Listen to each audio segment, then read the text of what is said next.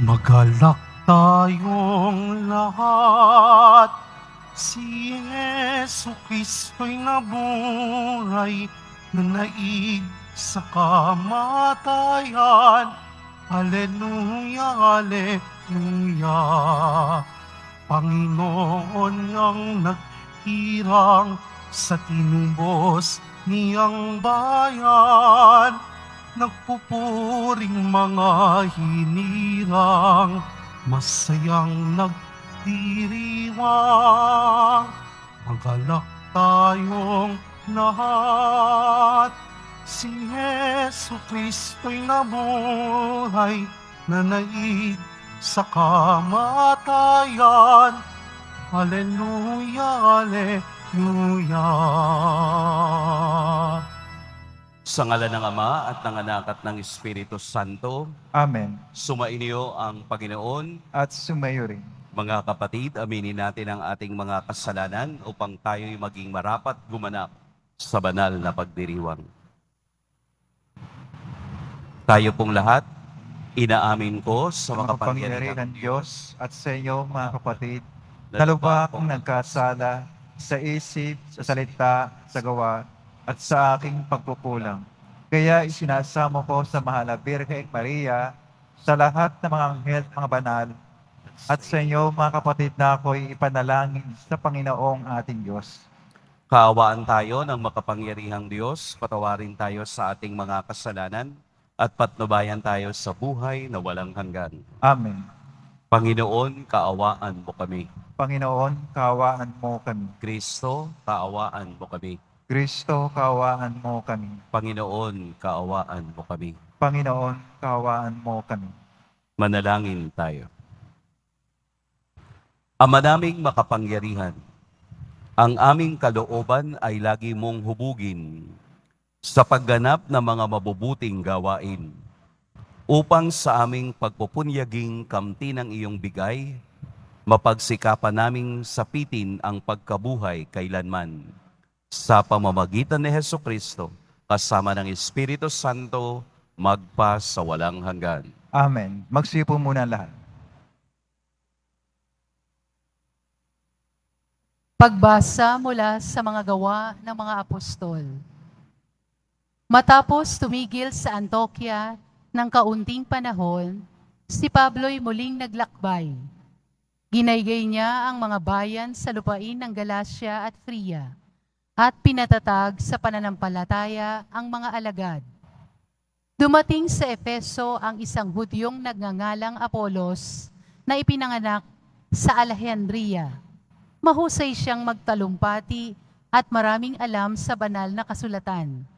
Naturuan siya ng tungkol sa daan ng Panginoon at masigasig na nangaral at nagtuturo ng wasto tungkol kay Jesus. Ngunit ang binyag na nalalaman niya ay ang binyag ni Juan. Siya'y walang takot na nagsalita sa sinagoga ng mga Hudyo. Narinig ng mag-asawang Aquila at Priscilla ang pagpapaliwanag ni Apolos, kaya't isinama ito sa bahay nila at dooy ipinaliwanag na mabuti ang mga bagay na hindi pa niya alam tungkol sa daan ng Diyos. At nang ipasa niya ng matuwid sa Akaya, pinalakas ng mga kapatid ang kanyang loob. Sumulat sila sa kapatid doon nang malugod nilang tanggapin si Apolos. Pagdating doon, malaki ang naitulong niya sa mga nananampalataya sa pamamagitan ng kagandahang loob ng Diyos, sapagkat walang magawa sa kanya ang mga Hudyo sa hayagang pagtatalo, at mula sa mga kasulatan ay pinatunayan niyang si Jesus ang Kristo. Ang salita ng Diyos. Salamat sa Diyos. Hari ng sangkalupaan, Diyos na makapangyarihan. Hari ng sangkalupaan, Diyos na makapangyarihan.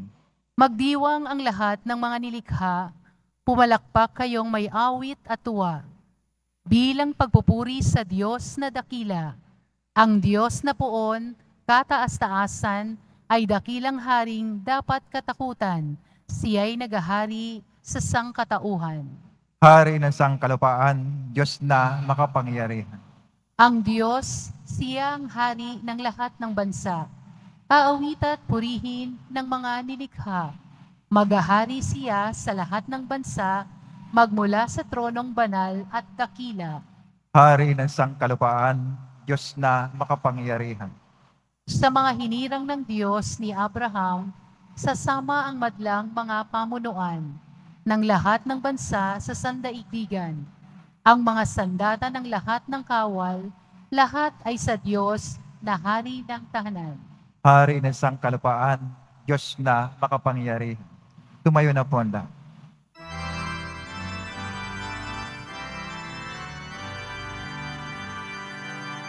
Hallelujah,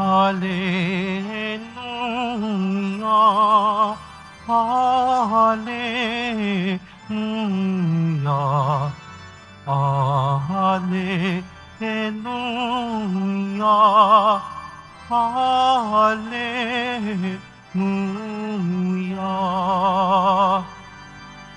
Mula sa si Kristo at naparito sa mundo, nang sa langit dalhin tayo. Hallelujah, Hallelujah, Hallelujah, Hallelujah.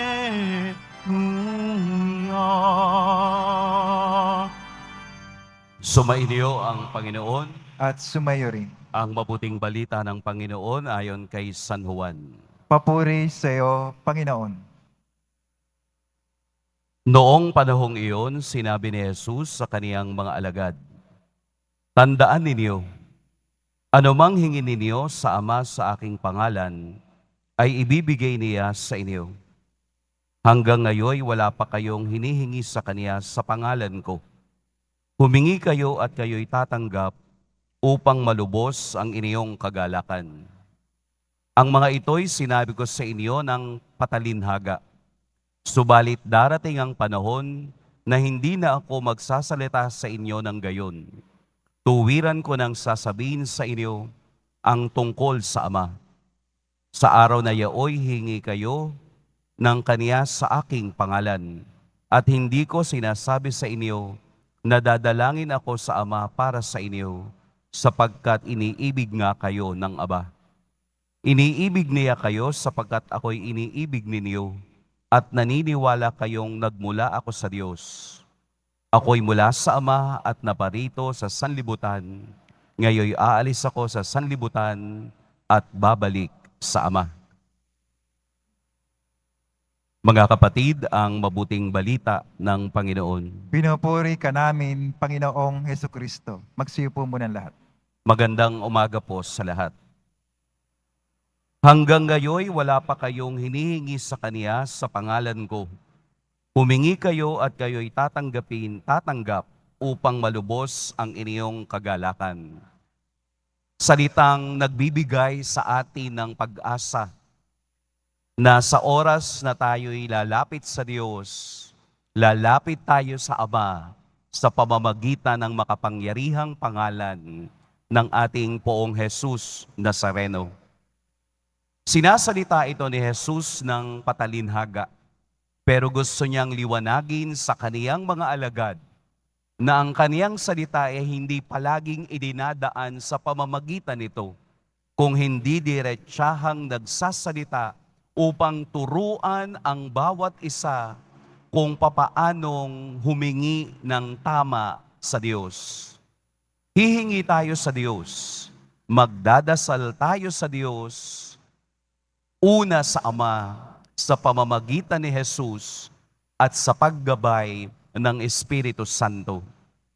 Sapagkat ang pagmamahalan ng Ama at Anak ay siyang nagbunga ng Espiritong gumagabay sa lahat upang bigyan ng liwanag ang tatahakin nating landas sa buhay ng ating tunay na pagka-Kristiyano patungo sa Diyos. Ako'y mula sa Ama at naparito sa sanlibutan. Ngayon aalis ako sa sanlibutan at babalik sa Ama. Sa kaisipan ng mga alagad, hindi ito maliwanag.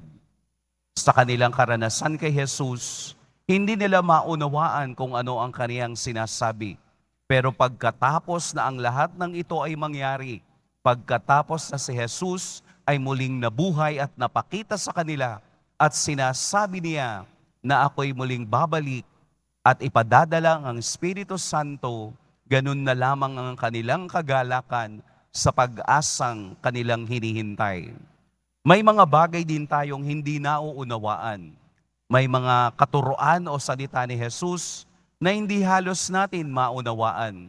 Pero dahil sa pananampalatayang nagmumula sa kaniyang salita, tayo ay umaasa na sa takdang panahon at sa kaniyang oras, darating at magkakaroon ng kaliwanagan ang lahat.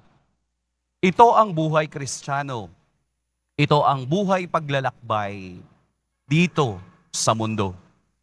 Ito ang ating tinatahak. Isang daang hindi maliwanag, pero nagkakaroon ng katiyakan kapag ang daan ni Jesus, ang liwanag ng Diyos, si Jesus na siyang liwanag ang nagbibigay ng tanglaw. Wala na dapat ibang gumagambala sa ating paglalakbay, sapagkat sa oras na ito ay muling sinasabi ni Jesus na dadalangin ako sa Ama, na ako ang magiging tagapamagitan upang tayo'y magkaroon ng katuparan sa ating kahilingan. Bakit nawawala ang pananampalatayang ito, gayong diretsahang sinasabi ni Jesus sa ating lahat? Dahil tayo ay naliligaw ng iba't ibang bagay sa mundo na walang katiyakan. Kaya nga po, dapat natututo at lumalalim tayo sa ugnayan sa Diyos. Natutuwa ako kagabi dahil dun sa aking minisahang burol, umikot ang aking paningin at nakita kong walang nakahaing pagkain doon sa larawan nung namatay. Kasi kadalasan, akala natin yung pagkaing inilalagay ay makapagliligtas pa sa kaluluwa ng namatay. Wala yun, hindi yun itinuturo ng simbahan. Aalisin niyo yung kaugaliang iyong hindi ko alam kung saan nang galing. Yun bang litrato ng patay, lalagyan nyo ng kung ano-anong handa, maliliit na portion, kung ano yung hinahanda nyo. Minsan nilalagyan ng minudo, minsan may suman, minsan nga may tubig, may nakita ko kape. Hindi naman yung Kristiyanong pamamaraan eh. Sana nung buhay, tsaka nyo pinakain para humaba ang buhay. Hindi yung kung kailan patay, tsaka kung ano-anong inilalagay ninyo. Isa lang naman ang kailangan ng patay. Ang panalangin, siya ay makarating sa kaharian ng Diyos. Nalilito tayo kasi nanggagaya tayo sa iba. Ginagaya natin ang ginagawa ng iba na siyang nakaliligaw kung ano ang dapat nating gawin. Na ang kahilingang ating ginagawa sa Diyos ay pakikipag-usap na may relasyon sa pamamagitan ng Ama, sa pamamagitan ni Jesus, sa inspirasyon ng Espiritu Santo.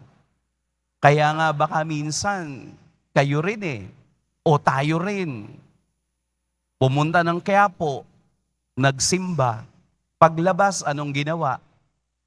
Bumili ng anting-anting. Hindi naman yun itinuturo sa loob ng Quiapo. Tinuturo ba? Hindi. Hindi nga yun pinapayagan. Masama nga iyon. Dahil iyon ay pag-alis sa kapangyarihan ng Diyos sa iyong buhay. Kapag bumili ka ng anting-anting, isa lang ang ibig sabihin nun. Tinatanggal mo ang kapangyarihan ng Diyos sa iyo. Kaya kahit anong gawin mong panalangin, hindi iyan matutupad dahil may iba kang Diyos. Dahil ang Diyos mo yung hawak mong anting-anting. Nakakita ka, namumroblema ka, saan ka pumupunta? Di ba nagpapahula ka? Kasi gaya-gaya ka sa nakikita mo sa iba. Hindi naman yun itinuturo eh. Hindi itinuturo ang mga bagay na yan. Ang itinuturo ni Jesus sa Ebanghelyo ngayon ay diretsyo. Hanggang ngayon, wala pa kayong hinihingi sa Kanya sa pangalan ko hanggang ngayon. Ibig sabihin, mali ang ating pamamaraan. Ang pamamaraang sinasabi ni Jesus, magdasal tayo sa Ama sa pamamagitan niya at sa inspirasyon ng Espiritu Santo. Ang panalangin iyan ay simple pero hindi tayo nagtsatsaga at hindi tayo naniniwala. Wala tayong ibang pupuntahan kung hindi ang pinuntahan ni Jesus ang makiisa sa Ama at makiisa sa kaligayahan ng kalwalhatian ng langit. Kaya po sa araw na ito, muli nating ibalik ang daang ating tinatahak at huwag maging, aligaga sa mga bagay na hindi naman tama, sa mga bagay na hindi naman nakapagbibigay ng kaligtasan. Sapagkat sa kabila ng ating kahinaan at kawalan, iniibig tayo ng Diyos dahil una silang nagmahal. Una si Jesus na nagmahal sa atin dahil sa kaniyang tunay na pagmamahal na ito, kahit na ang kaniyang buhay ay ibinigay para sa lahat. Ito ang tiyak na mayroong kaligtasan. Tiyak din naman na mayroong kapahamakan. Kaya hanggat tayo'y nabubuhay at naglalakbay, huwag nating hayaang tayo ay patungo sa kapahamakan dahil hindi tayo nakikinig sa salita at diwa ni Jesus. Kaya dun sa bahay ninyo, tingnan ninyong mabuti sapagkat ang bahay na walang katahimikan at walang pagkakasundo ay wala sa kapayapaan ng Diyos. Baka may bumabalot na demonyo. Baka may bumabalot na mga bagay na hindi nagtuturo ng tama. Baka mas marami pa pong picture ng mga artista. Baka mas marami pang picture ng mga K-pop sa kwarto ng inyong mga anak kesa sa mga bagay na makadiyos at makalangit. Hayaan nating ang salita ni Jesus sa umagang ito ay magdala sa atin sa katotohanan na wala tayong ibang paraan na makapunta sa langit kung hindi sa pangalan ni Jesus, ang ating Poong Nazareno. Pagpalain tayo ng Poong May Kapal. Tumayo na po ang lahat.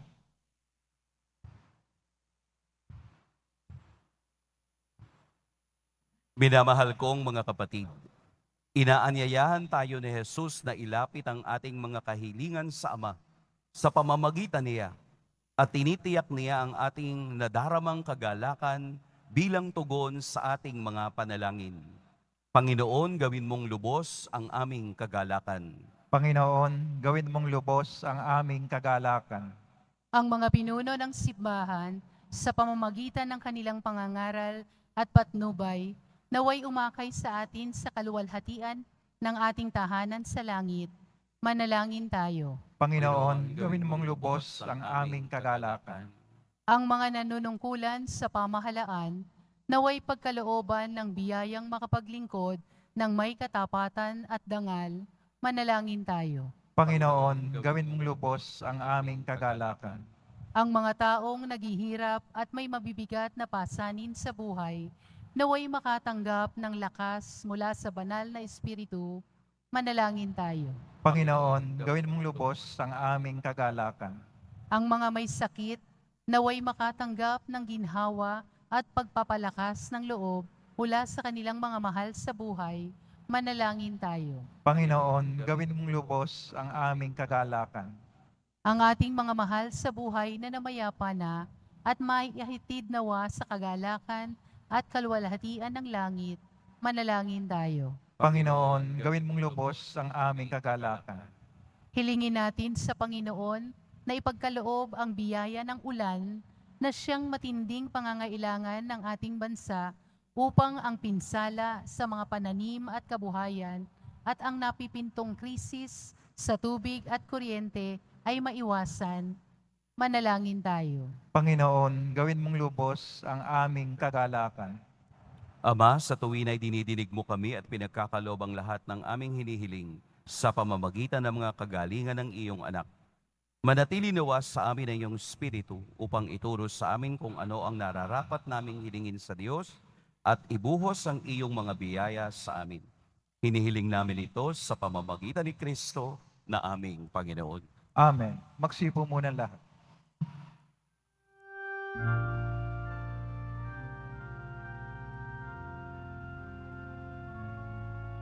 Pinupuri kita, Poon, sapagkat ako'y iniligtas. Mga kaaway hindi makuhang matuwa mula sa libingan. Tanggapin mo, O Panginoon, ang alay ng bayang nagdiriwang. Punan mong bigay ang alak at tinapay, handog ng pagkabuhay.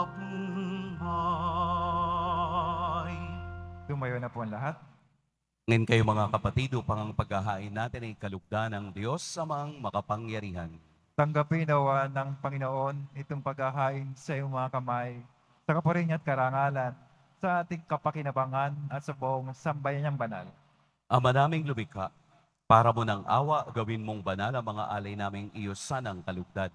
At kami gawin mong hain sa iyo'y laging nakalaan, sa pamamagitan ni Jesucristo, kasama ng Espiritu Santo, magpa sa walang hanggan. Amen.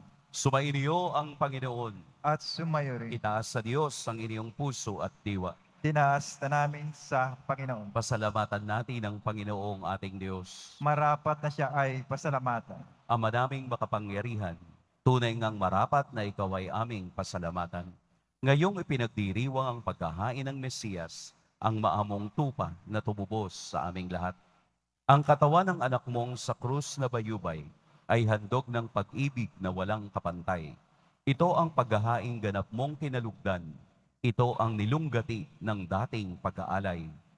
Ang buong sarili ng anak mong si Jesus ay inihain sa iyo upang kami matubos. Siya ang dambana at paring naghahandog.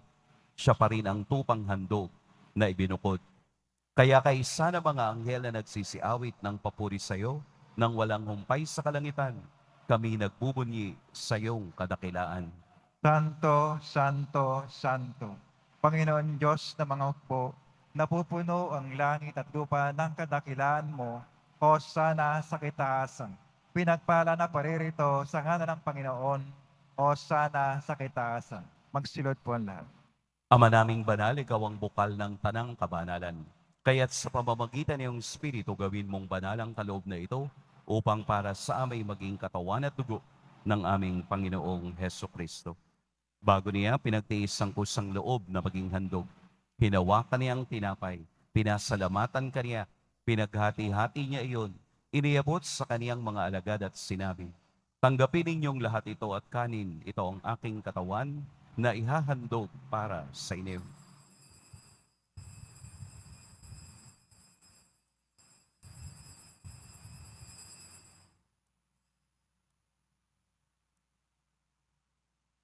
Gayun din naman, noong matapos ang hapunan, hinawakan niya ang kalis, muli kaniyang pinasalamatan, inabot niya ang kalis sa kaniyang mga alagad at sinabi, tanggapin ninyong lahat ito at inumin, ito ang kalis ng aking dugo, ng bago at walang hanggang tipan, ang aking dugo na ibubuhos para sa inyo at para sa lahat, sa kapagpapatawad ng mga kasalanan. Gawin ninyo ito sa pag-alala sa akin.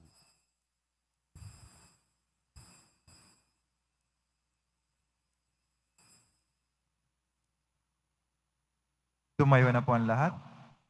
Ipagbunyi natin ang misteryo ng pananampalataya. Si Kristo'y namatay, si Kristo'y nabuhay, Kristo'y babalik sa wakas ng panahon. Ama, ginagawa namin ngayon ang pag-alala sa pagkamatay at muling pagkabuhay ng iyong anak. Kaya't iniaalay namin sa iyo ang tinapay na nagbibigay buhay at ang kalis na nagkakaloob ng kaligtasan. Kami nagpapasalamat dahil kami iyong minarapat na tumayo sa harap mo para maglingkod sa iyo. Isinasamo namin kaming magsasalo-salo sa katawan at dugo ni Kristo ay mabuklod sa pagkakaisa sa pamamagitan ng Espiritu Santo. Ama, lingapin mo yung simbahang laganap sa buong daigdig. Puspusin mo kami sa pag-ibig kaysa ni Francisco na aming Papa at ni Jose na aming Obispo at ng Tanang Kaparian.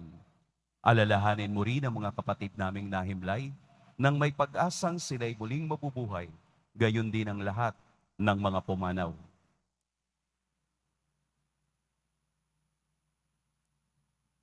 Kaawaan mo sila at patuloyin sa iyong kaliwanagan.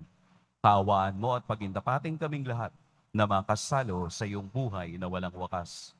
Kaisa ng mahal na Birheng Maria na ina ng Diyos, ng kabiyak ng puso niyang si San Jose, kaisa ng mga apostol ni San Juan Bautista, at ng lahat ng mga banal na nabuhay dito sa daigdig ng kalugod-lugod sa iyo, maipagdiwang nawa namin ang pagpupuri sa ikararangal mo sa pamamagitan ng iyong anak na aming Panginoong Hesukristo. Sa pamamagitan ni Kristo, kasama niya at sa Kanya, ang lahat ng parangal at papuri sa iyo, Diyos, Amang makapangyarihan, kasama ng Espiritu Santo, magpa sa walang hanggan. Amen.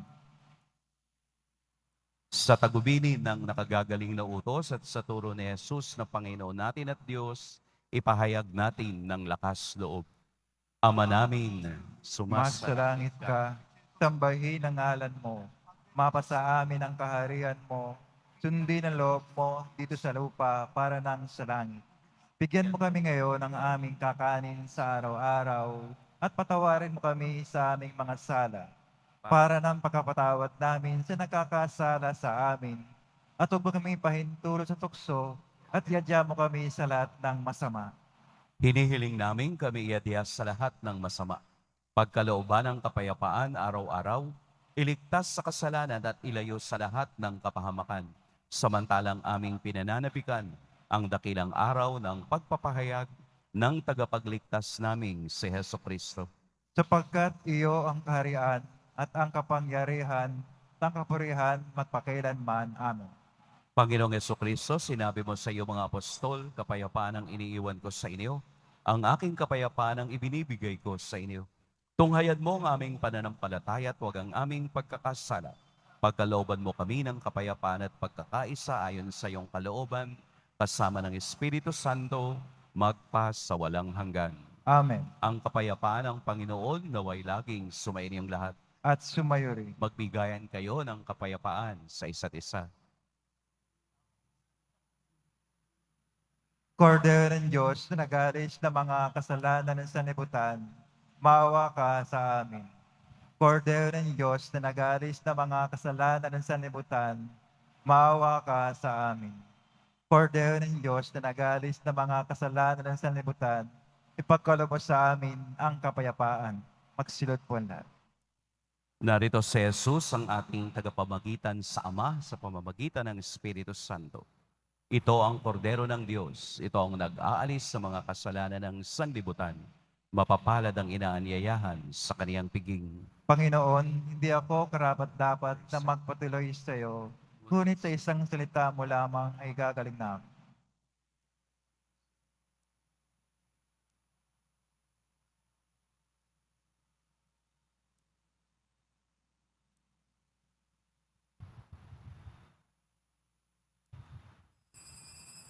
Para sa lahat ng tatanggap ng banal na komunyon, sasagot po tayo ng amen pagkasabi ng pare o lay minister ng katawan ni Kristo at isubok at sa bibig bago umalis sa harapan ng pare o lay minister. Sumunod po tayo.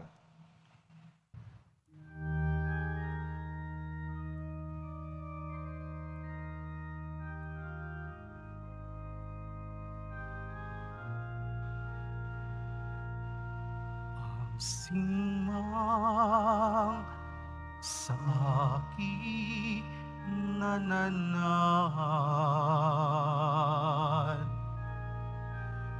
Mananahan din ako sa Kanya. At kung siya'y mamunga ng masagana,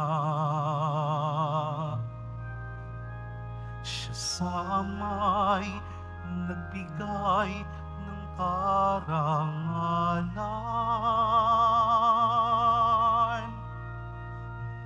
Mula ngayon, kayo'y aking kaibigan. Hinango sa dilim at kababaan, ang kaibigay mag-aalay ng sarili niyang buhay, walang higit sa yaring pag-aalay.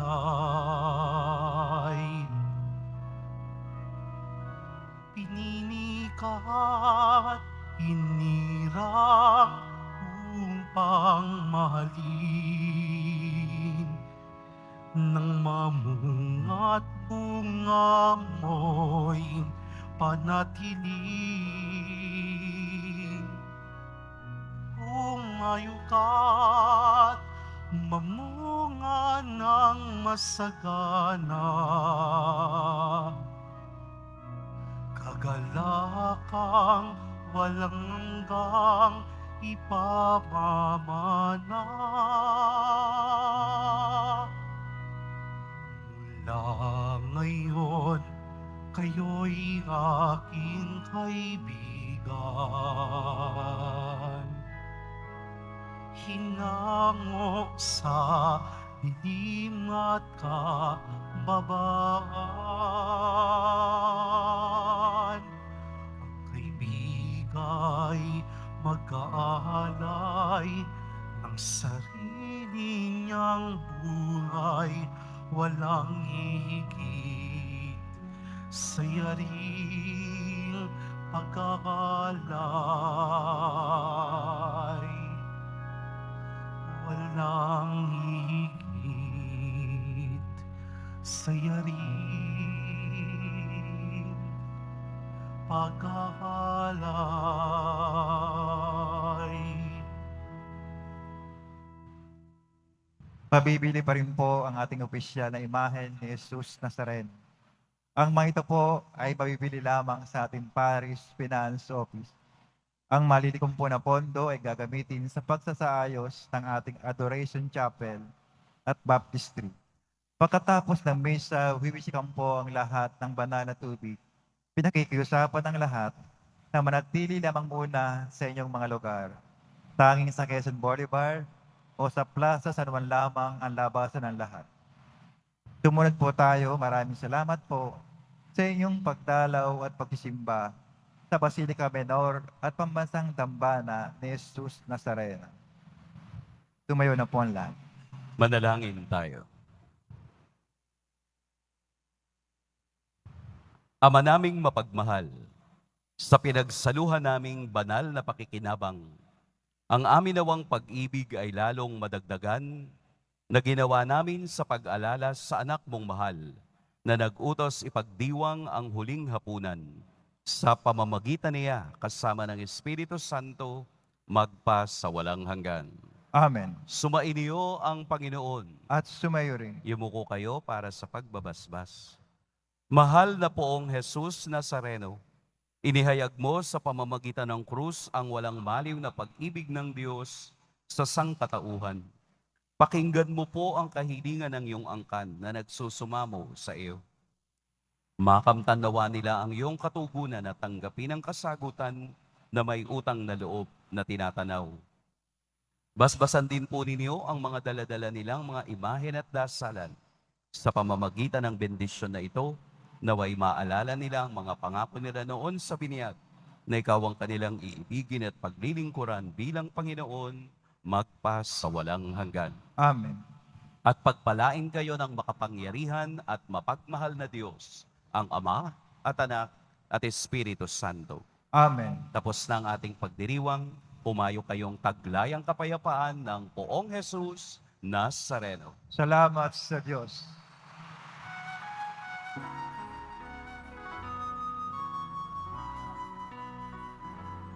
Cristo Padre Jesus Nazareno, sinasamba ka namin. Pinipinto ka namin. Aral mo ang aming buhay at kaligtasan. Cristo Padre Jesus Nazareno, iligtas mo kami sa kasalanan. Ang krus mong pinamatayan ay sagisag ng aming kaligtasan.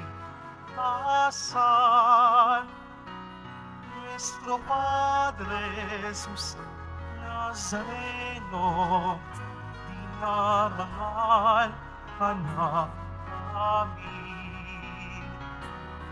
Nuestro Padre Jesus Nazareno, niwalhati ka namin.